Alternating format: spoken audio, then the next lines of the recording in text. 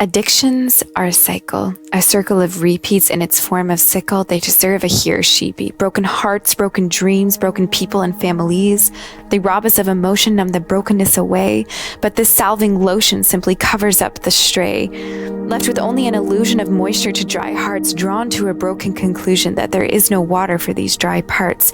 No healing for the sick, no escape from these thoughts. Our wounds were left to lick our bodies like stiff robots. Why my loved ones form such habits to cope with their life, putting themselves in straitjackets for something that won't satisfy. Sometimes I understand all too well, and sometimes I understand nothing at all. Fear that I will one day have an addiction too grips me like I've lost my way and I don't know what to do. Is it in my DNA to leave what matters behind, to return to something everyday, something that won't satisfy?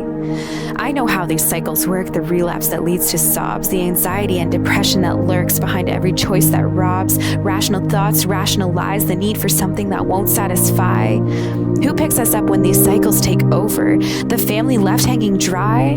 No more of these games called Red Rover where I can't break through my opponent's side. No more left hanging dry, no more it won't satisfy. The drive, the high you're on all the time, no more. Because I know something that can save. If you brave the rocky waters, you won't falter, but you have to believe and see that you have a choice, a voice to choose right or wrong, to be with who you belong.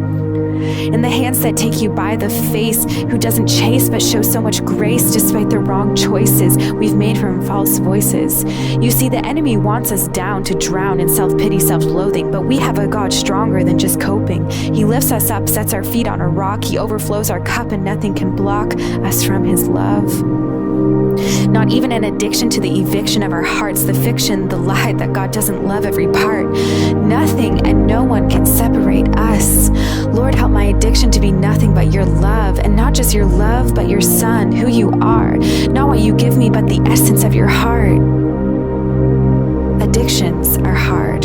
There's no denying that. They mess with your heart, tear families apart, leaving little pieces behind time after time, messing with your mind.